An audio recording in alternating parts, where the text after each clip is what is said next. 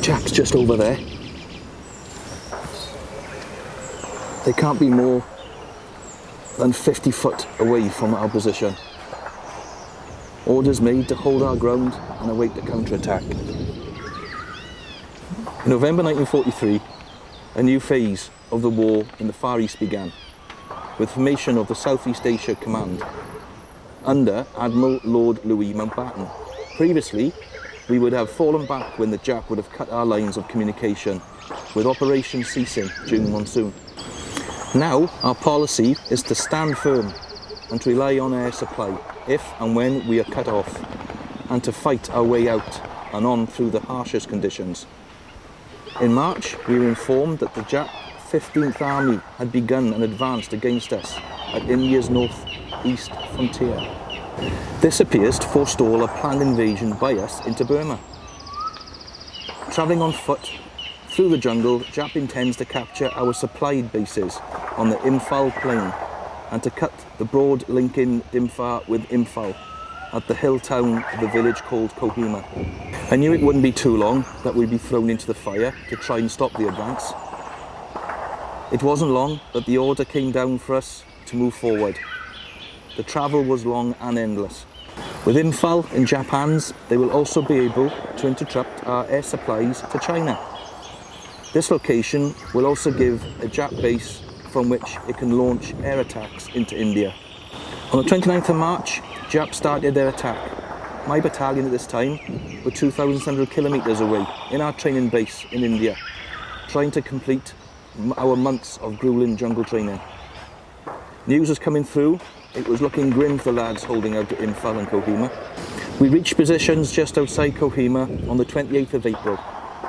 We were on the Dimphar highway. We received orders to mount a frontal assault on Kohima Ridge from Garrison Hill. 2 years prior, these types of attacks would have been unthinkable in the British mindset. Neither would our units have had the training for it or the confidence in our ability to accomplish it.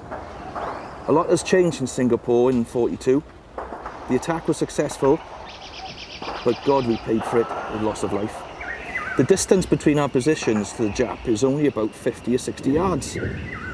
Last night, the Jap managed to breach our position on Garrison Hill near the cookhouse. Garrison Hill is cone-shaped with a small plateau that our battalion has been clinging on since we all arrived. Jap trenches are over the forward slopes and the surrounding high features just over there. Our companies are on the edge of the British position, and any type of movement in the day is difficult. This is due to sniper fire, shelling or grenades. The forward slope runs south and onto the Jap-held Kukis Piquet. After close to hand-to-hand fighting, we managed to fend them off. As the assault came towards my position, I was petrified. I couldn't stop shaking. The amount of Jap that overran my position looked like in their hundreds. They were screaming "Banzai" as they passed. I lay in the burrow of the trench. I held my breath, watching the Jap running past me. Those hours were the longest in my life. How they never saw me, I'll never know. Not long after my position was retaken by some of the lads, I then took part in retaking the ground lost. It was bloody hand-to-hand fighting. I was face-to-face fighting for my life. Along with B and D companies, we crawled through the shallow, muddy trenches. We were making our way to take over the forward dugouts and slit trenches. We continued to be subjected to fire from snipers in the trees overlooking our area. The whole area is strewn with empty cartridge cases, ammo boxes, tins and abandoned kit. This was clearly debris from our and the previous fights, which we have not been able to clear up. My most lasting impression will live forever in the stench of decaying bodies, half buried or lying in the open between our lines. In some of the slit trenches in my own area, rotting bodies of Jap were being used to form protective parapets. Mercifully, lime has been available to us to make the task of us being there less tasteful. Of the live Jap, I could see none visible and no visible sign. Their forward position is only a few yards away, down the slope. By day, they must be staying underground, with only the odd occasional shot or grenade indicating where they were. Earlier this evening, 2 Curtis command planes dropped water and rations to us. We were on stand to, in readiness for an attack when this happened. We've also had half a dozen Dakotas fly in ahead of us. They came up the valley, circle round us on the Garrison hill, and then release coloured parachutes for our supplies. Of course, some would land in the Jap lines. Some would end up caught in the trees. Some of the lads would try and shoot through the paracord or the branches to release our precious cargo. Some loads are dropped without parachute. They consisted mainly of chloride of lime. This is intended to discourage the plagues of flies which are spreading in the dead bodies piled around our position. Water is rationed to 1 pint per person per day. Washing and shaving is now forbidden, but thank God there is a brew 3 times a day.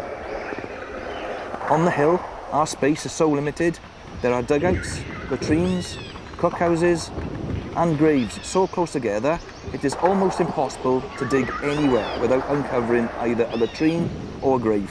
I've been told that some of the sick and wounded are to be evacuated via our narrowly held part of the Dimpa Road. Rumours are some supplies are also trying to come up this way too. I'm not holding my breath, and I think we'll have to rely on the drops. I just heard earlier that 2 Hurry bombers, which converted Hurricanes, have just bombed and strafed Kirkis PK. However, 2 bombs have landed on one of our positions on the hill. The town HQ and some of the lads from C Company were subjected to friendly fire by strafing. We are so close to Jap, the CSM or Company Sergeant Major has just come round to tell us. We are to launch another attack on Kirkis PK. Our company, as well as C Company, are to conduct a frontal attack from the north, and with 2 DLI, Durham Light Infantry, with tanks pushing from the rear of our position. We've now got orders to move forward and ready to move out.